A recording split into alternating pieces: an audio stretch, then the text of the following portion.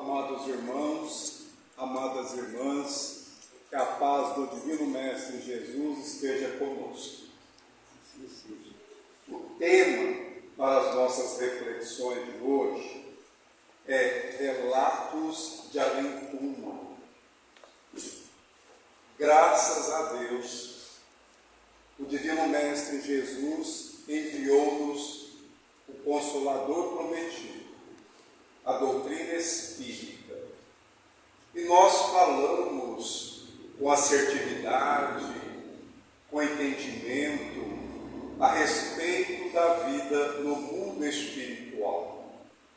Nenhum de nós duvida que já desencarnamos muitas vezes e reencarnamos tantas outras. E com certeza nós retornaremos ao mundo de origem. Muitos irmãos nossos e muitas irmãs não gostam de pensar desta fatalidade, que é a única certeza que nós temos. Aqui um dia nós iremos deixar o corpo mais denso e voltaremos para as dimensões do astral. Esta obra, Relatos de Além-Túmulo, ela foi ditada pelo Espírito João Rodrigues de Oliveira, através do médium José Alves de Souza. Nesta obra, o nosso irmão João Rodrigues nos trouxe alguns relatos muito interessantes e que servem para nós também, não só de instrução, mas também de advertência. João Rodrigues, ele fez um curso no plano espiritual em um hospital, mas não é um hospital qualquer. Para que tenhamos uma ideia, este hospital ocupa na colônia Novo Éden uma área de 1 milhão de metros quadrados. Ele tem cerca de 12 mil recintos. Se nós convertermos as dimensões desse hospital a um campo de futebol, seria o equivalente a 170 campos. Então, realmente é como se fosse uma cidade. E certa feita, após concluir um curso, ele foi interagir-se com Vilma e Dr. José, duas entidades amigas que o acompanhavam na colônia espiritual. E eles perguntaram-lhe sobre o que mais lhe chamara a atenção no curso que ele fizera. E ele comentou que foram os recém-desencarnados, porque eles levavam com eles cargas pesadas de dívidas em suas consciências, ou fardos. Então nós nos perguntamos, mas quer dizer então que muitos recém-desencarnados chegam no mundo espiritual com dívidas que adquiriram quando estavam encarnados? Sim, muitos. E por que adquiriram essas dívidas? Por conta justamente das suas ações, através das quais infringiram as leis divinas. Se eu perguntar aqui, mas não serei indelicado a tanto, se nós transgredimos essas leis, nós vamos observar que nem sempre acertamos e de outras vezes erramos não com a intenção de fazê-lo, mas por conta justamente dos condicionamentos, dos reflexos que trazemos em nós como heranças das vidas pregressas e que se manifestam muitas vezes de forma inconsciente, ou seja, não queríamos, mas acabamos fazendo por conta de um impulso que trazemos conosco, inerente ao que nós vivenciamos no pretérito. O professor Allan Kardec, na questão 159 do Livro dos Espíritos, formulou a seguinte pergunta aos mentores: que sensação experimenta a alma no momento em que reconhece estar no mundo dos espíritos? Que sensação? E os espíritos responderam: depende. Mas depende do quê? Os mentores responderam: se praticaste o mal, impelido pelo desejo de o praticar, no primeiro momento te sentirás envergonhado de o haveres praticado. Então, o espírito que praticou o mal, ao se reconhecer no mundo espiritual, vai sentir vergonha da forma como está se apresentando. Com a alma do justo, as coisas se passam de modo bem diferente. Ela se sente como que aliviada de grande peso, pois que não teve nenhum olhar perscrutador. Então, justo aqui, nós recordamos o apóstolo Paulo, quando ele fala de justificação. É o nosso esforço para vivenciarmos os ensinamentos do Cristo. Somos espíritos perfectíveis. Perfectíveis é um estado efêmero, temporário. Nós somos espíritos ainda sujeitos aos erros, mas um dia nós seremos puros e perfeitos e não erraremos mais, conforme o modelo e guia da humanidade, o nosso amado Mestre Jesus.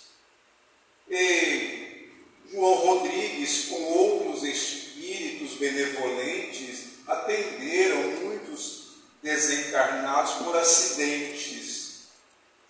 E quando nós temos notícias de que alguém desencarnou por acidente, nós ficamos, às vezes, atormentados. Para os familiares, mesmo aqueles que têm conhecimentos espíritas, é uma tristeza que nós não temos como mensurá-la. Mas temos em mente que esses nossos irmãos que assim desencarnaram, resgataram débitos espirituais. Eles continuam vivos, porém estão usando para se manifestarem no astral um corpo menos denso, que na doutrina espírita nós denominamos de perispírito. Então, às vezes existem desencarnados e eles relatam que não se recordam dos detalhes do momento do trauma, mas se perceberam sendo conduzidos por socorristas. Esses socorristas, na verdade, são espíritos desencarnados, socorrendo aquele espírito que acaba de desencarnar. Só que ele sente dor, ele tem hemorragia, ele às vezes se vê mutilado. Então, o espírito ali ele não consegue, naquele instante, ter o discernimento que o seu corpo físico parou, cessaram os sinais vitais. E eles são levados para o hospital no plano espiritual, especificamente aqui na nossa região, a colônia Novo Éden. E quando esses nossos irmãos são informados que já não estão mais no plano físico aqui, entre nós, muitos não acreditam, justamente porque sentem sede, sentem fome, sentem necessidades fisiológicas. Eu estou falando de espíritos menos evoluídos. Os espíritos superiores não têm essas necessidades. Eles vivem das energias espirituais. Quando nós lemos mensagens onde os espíritos estão tomando caldos, estão apreciando frutas, bebendo sucos, realmente são deliciosos. Naturalmente, uma suposição da minha parte, que estou encarnado e não tenho pressa em saboreá-los. Então, meus irmãos, os espíritos informam aos acidentados o que aconteceu com eles. Alguns, eles acham que se trata de uma brincadeira.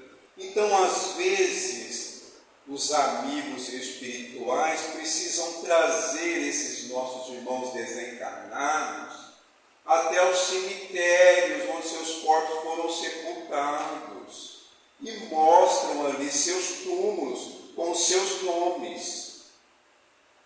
E aí eles aceitam, mas nem todos, porque tem aqueles que os mentores precisam mostrar-lhes seus corpos dentro das sepulturas se decompondo.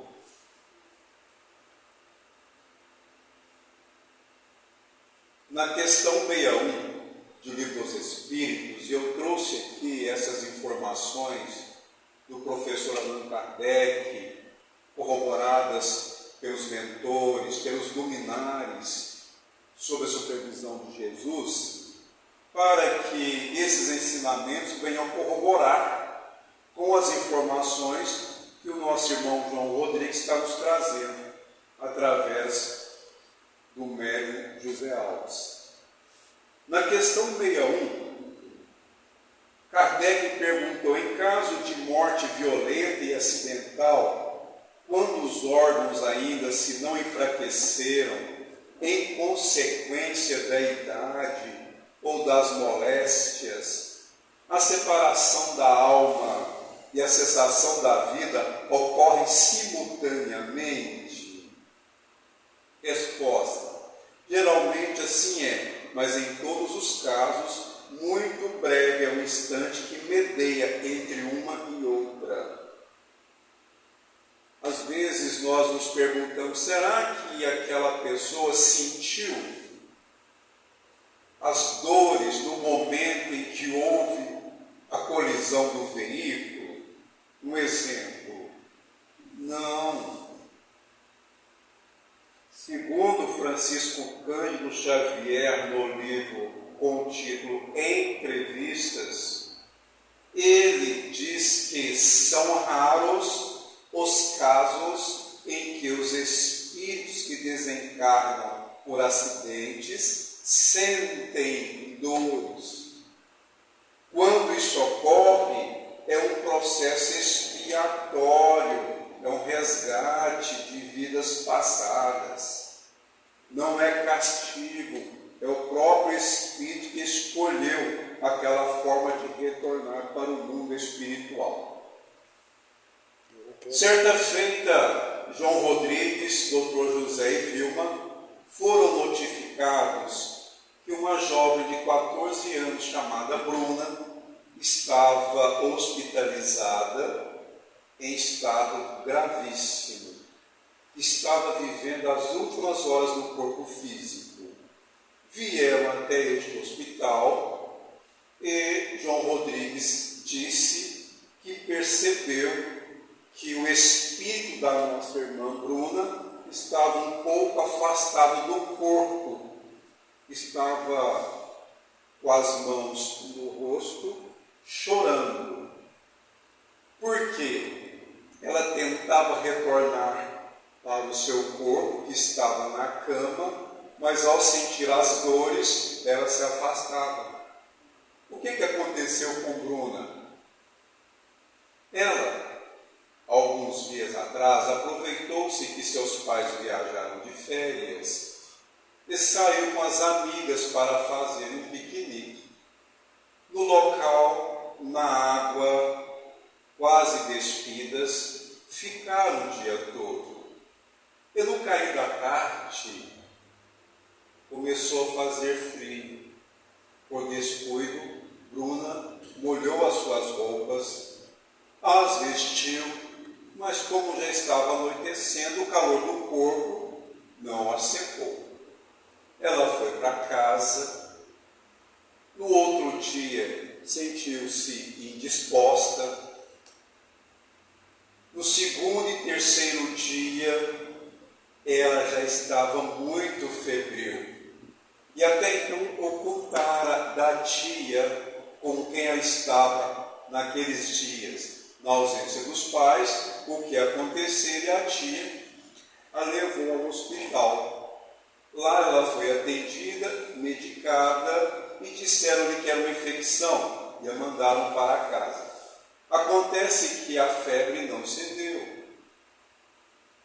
A tia retornou com Bruna para o hospital e lá, depois que ela fez diversos exames, o raio-x identificou uma pneumonia dupla em estado avançadíssimo, gravíssimo.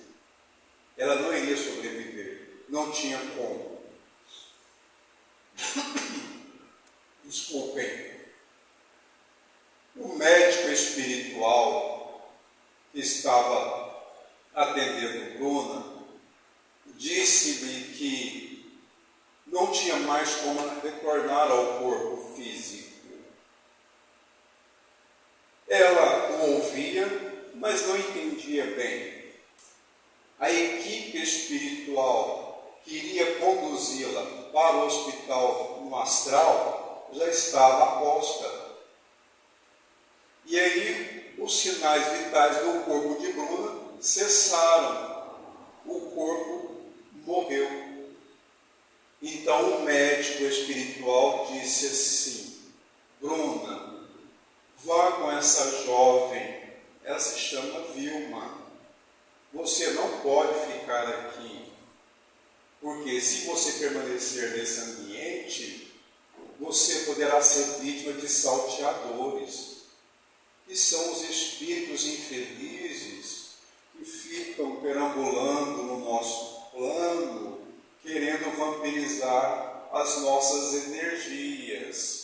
E muitos deles, energias ainda vitais dos cadáveres dos nossos irmãos que estão desencarnando e desencarnados. Então, Bruna nada disse e foi com Vilma para o plano espiritual. Muito bem, uma jovem de 14 anos, para que ela desencarnasse com essa idade tão jovem, o desencarne prematuro, não sabemos que existem causas no passado. Mas avancemos em nossos relatos. Na colônia espiritual estavam reunidos novamente o Dr. José, Vilma e João Rodrigues.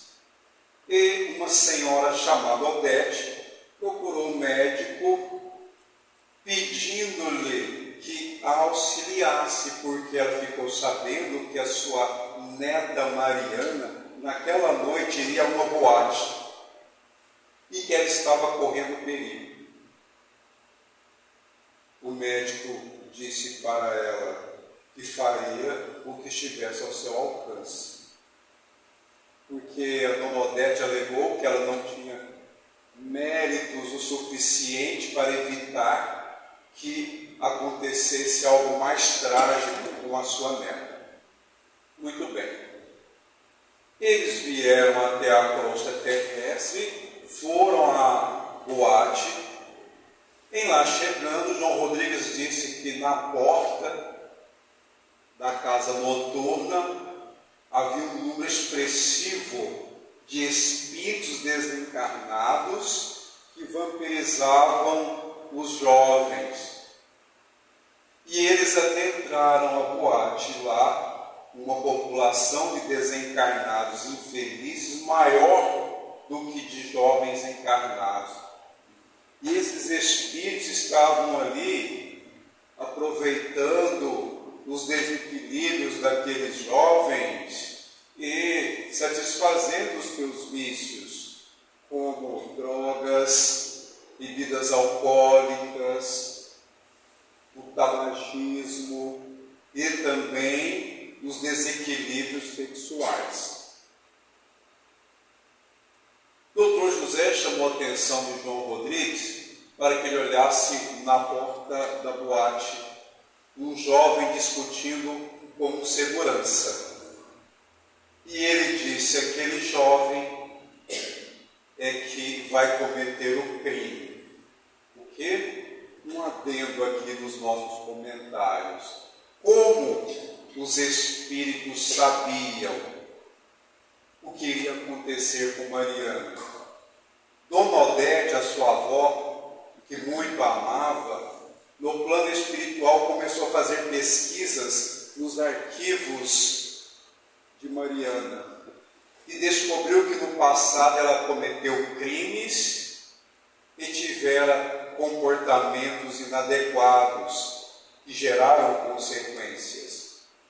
E muitos daqueles que foram suas vítimas no passado se tornaram espíritos perseguidores, muitos, tanto encarnados quanto desencarnados. Então, Mariana precisava resgatar os seus débitos. Vamos recordar o que disse o Divino Mestre Jesus: ai do mundo por causa dos escândalos. É necessário que haja escândalo, mas ai por quem o escândalo venha. Mariana estava com as suas amigas ali, se divertindo.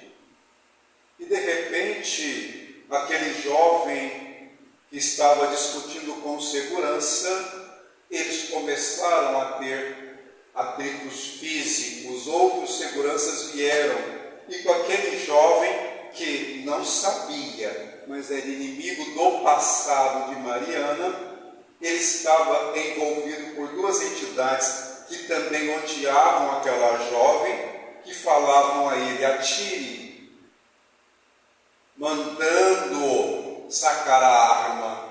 E naquela confusão, Mariana e suas amigas começaram a afastar. E o jovem sacou a arma e atirou acidentalmente, mas o projétil encontrou o coração de Mariana, que desencarnou instantaneamente. Uma tragédia. Os bons espíritos recolheram o espírito de Mariana e a levaram até a colônia espiritual. Mas o que? Como pode acontecer uma fatalidade assim?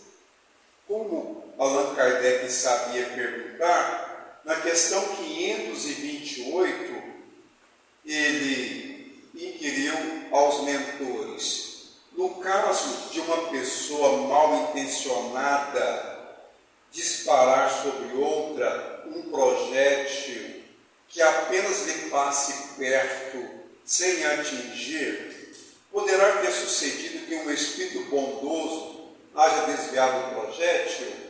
Então aqui nós vamos imaginar essa cena: uma pessoa mal intencionada mira uma pessoa a quem quer alvejar, mas de repente, ainda deflagrado o projétil, ele erra a trajetória. O que pode ter acontecido? Responderam os espíritos: se o indivíduo alvejado não tem que perecer desse modo, o espírito bondoso lhe inspirará a ideia de se desviar. Então, se a pessoa não tem que desencarnar de um tiro acidental, ela não irá perecer. O contrário do que ocorreu com Mariana. Ora, a violência não faz parte dos códigos divinos. Os espíritos superiores não determinaram que aquele jovem fosse homicida. Ele tinha seu livre-arbítrio. Assim como Mariana teve o dela de escolher, de optar em ouvir dos amigos espirituais que a inspiravam para que ela mudasse a sua conduta. No entanto, ela preferiu ouvir os espíritos infelizes, bem como as suas amigas, que também a constrangiam. De que forma? Influenciando-a para que ela pudesse ter aquela postura. A providência divina reúne os espíritos falidos para que possam ressarcir os seus débitos. Continuam os espíritos, no caso desse atirador, ou então poderá ofuscar o que empunha a arma, de sorte a fazê-la apontar mal, porquanto, uma vez disparada a arma, o projétil segue a linha que tem de percorrer. Então, alguém pode estar se perguntando, mas o anjo guardião de Mariana, onde é que ele está? Ele tentou diversas vezes, mas ela não atendeu. Meus irmãos e minhas irmãs, nós precisamos considerar que a lei de causa e efeito é perfeita. Como nós já dissemos e reiteramos, Deus não castiga. Mas quando nós estamos no mundo espiritual e fazemos uma avaliação das vidas pregressas, não de todas, de algumas, só para que os senhores e as senhoras tenham uma ideia, tem reencarnações que nós cometemos, não vou falar de todos nós, mas muitos de nós cometemos ações tão infelizes que nós não suportamos revê-las, porque os mentores mostram as imagens, como nós agíamos, o que nós fizemos e que nós infringimos as leis de Deus. Muitos de nós só saberemos de um passado até onde nós temos condições para não só suportar o que nós iremos ver, mas também servirá de instrumentos para que nós possamos escolher as nossas provas, bem como as expiações que nós estaremos sujeitos. Provações são lutas, desafios que todos nós temos. Expiações são consequências, são efeitos dos erros que nós praticamos. Ainda sobre relatos de além-túmulo, eu vou, com a permissão de vocês, ler aqui algumas informações de uma senhora chamada Marlene. Ela foi na Terra uma grande mulher, foi mãe abnegada, cumpridora dos seus deveres, gerou 2 filhos e adotou outros 2, educando-os muito bem. Dedicou-se fervorosamente à sua igreja desde a juventude e jamais negou seus préstimos aos irmãos da comunidade. Se alguém falar para nós uma pessoa assim, que desencarnou, o que nós vamos falar? Nossa, essa está muito bem no plano espiritual. Se for da igreja dela, vai falar, está na glória do Senhor. E aqui não é fazendo humor, mas é assim que se expressam. Está na glória do reino dos céus. E nós entendemos o que quer dizer isso. A consciência pacificada. E nós respeitamos os dogmas das religiões. Dogmas, nós sabemos que são fundamentos inquestionáveis das religiões. Acontece que os amigos espirituais ficaram sabendo que a dona Marlene estava no umbral. O quê? Mas uma pessoa tão boa, uma pessoa tão dedicada à sua igreja, a comunidade, o que aconteceu? Então eles foram até o umbral inferior para resgatarem Dona Marlene, que já estava lá há 6 meses. Chegaram num lugar onde havia uma casa em ruínas. E dentro desta casa, caindo aos pedaços, estava sentada numa cadeira velha a Dona Marlene cabisbaixa. O doutor José aproximou-se e perguntou a ela o que ela estava fazendo ali. Cadê aquela casa limpa, os móveis?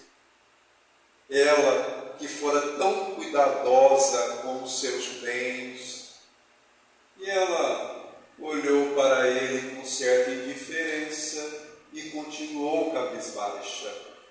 Aí o médico disse-lhe: a senhora está desapontada, a senhora orou muito e está decepcionada com Jesus, não é? Não blasfeme, Dona Marlene. A senhora está nesse momento vivendo o que a senhora projetou ao longo dos anos. A senhora sempre dizia em casa que se não fosse a senhora, aquela casa ficaria em ruínas. Pois saiba, senhora, Dona Marlene, que está na sua mente essa casa em que a senhora se encontra. Seus familiares estão bem. Recorda-se que a senhora começou a discutir com seu filho Marlon, porque retirou um objeto do lugar, e com a sua nora Margarete, e no momento da discussão, seu neto Lucas saiu correndo pela rua e foi atropelado. Então, naquele momento, a senhora sentiu uma forte dor no peito, e agora a senhora está aqui. Então a Dona Marlene, ela desencarnou naquele instante, porque ela era muito, mas muito apegada à sua casa e a tudo que ela tinha. E aí, o doutor José informou-lhe que o neto estava bem, que os filhos e noras estavam também bem amparados, e que era para ela, naquele momento, ir com eles, e que ela pensasse fortemente em sair daquele lugar que ela mesma criou através da sua projeção mental. E aqui mais um adendo para que nós possamos entender. Os amigos espirituais falam do umbral da consciência. Desencarnados, nós iremos projetar um ambiente espiritual que nós cultivamos ao longo da encarnação. O que nós temos pensado? Quais são os sentimentos que nós temos cultivado? Então, os amigos espirituais levaram a Dona Marlene para a colônia espiritual e lá a conduzir até uma casa idêntica que ela tinha quando estava encarnada, para que a sua transição para o mundo espiritual ocorresse de forma tranquila, suave. Olha que maravilha!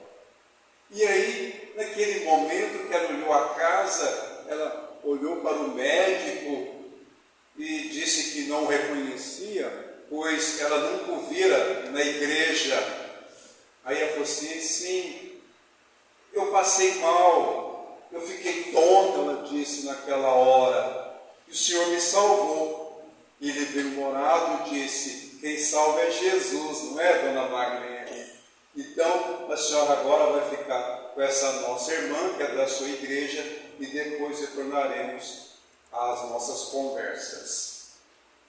Amados irmãos e amadas irmãs, um dos grandes problemas para os espíritos desencarnados é justamente o apego à família, à esposa, ao esposo, aos filhos, às casas que deixam, as empresas, os carros, enfim, os bens materiais.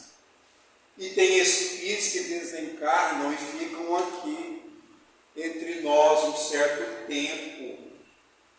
E tem uns que têm consciência que desencarnaram, mas não querem sair de perto dos seus familiares. E este foi um dos casos que nós tivemos notícias nessa obra.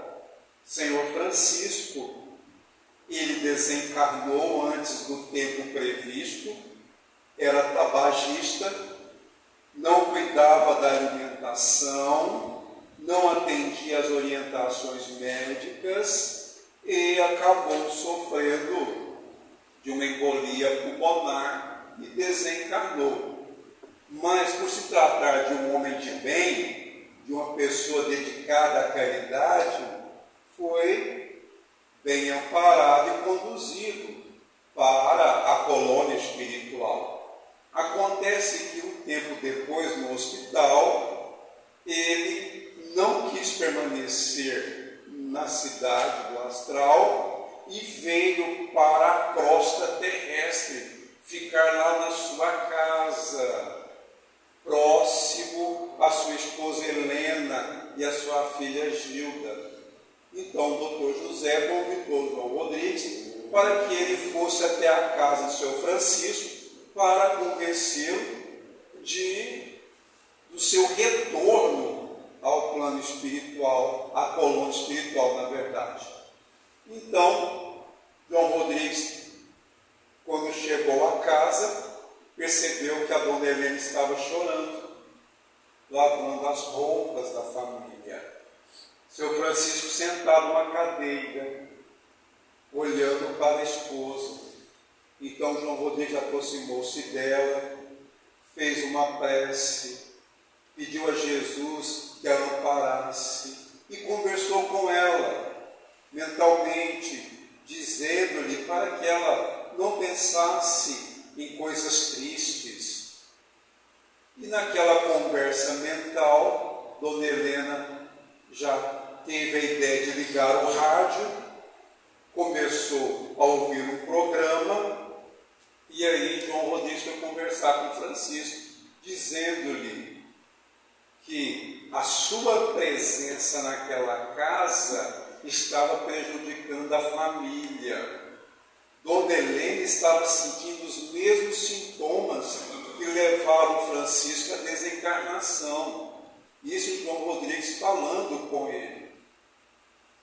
E ela foi ao médico, o médico não conseguiu identificar nenhum problema que pudesse levar aquelas queixas, mas aquilo estava acontecendo por conta da aproximação do esposo desencarnado. Francisco ouviu João Rodrigues com certa indiferença e, ao ser convidado para sair da casa, ele disse que não poderia, porque sua família precisava dele. Sua filha Gilda estava namorando um rapaz de quem ele não gostava, era um preguiçoso, um cafajeste. Assim ele disse. E seu outro filho, casado, também precisava dele. Então ele não poderia sair de perto da família. João Rodrigues argumentou com ele sobre os recursos da providência divina. E ele ratificou a questão da desencarnação antes do tempo previsto. Ele tinha 55 anos de idade quando desencarnou, e ele era considerado no plano espiritual um suicídio indireto. O que quer dizer isso? A pessoa que desencarna antes do tempo por conta dos seus hábitos, dos seus vícios, das suas invigilâncias.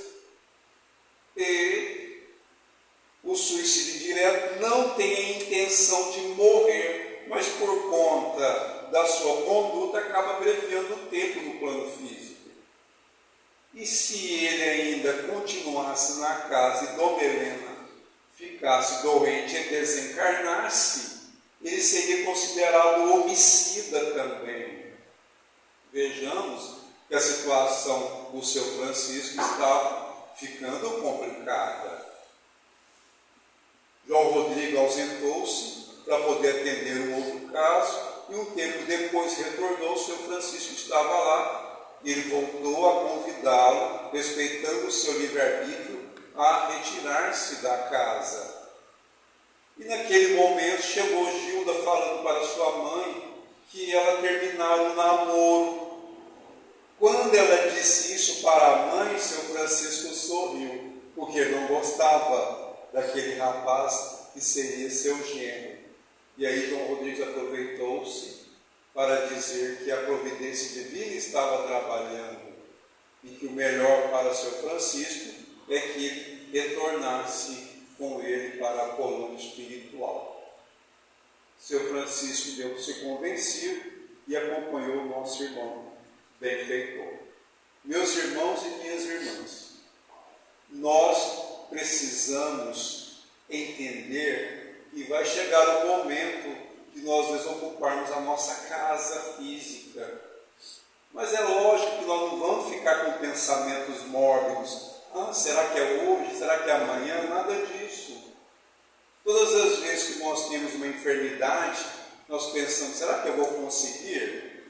E aí, permitam-me um exemplo pessoal. Quando eu tive Covid, eu comecei a orar, pedindo aos benfeitores que me levassem, que me atendessem, que me socorressem, porque eu estava sentindo um cansaço terrível.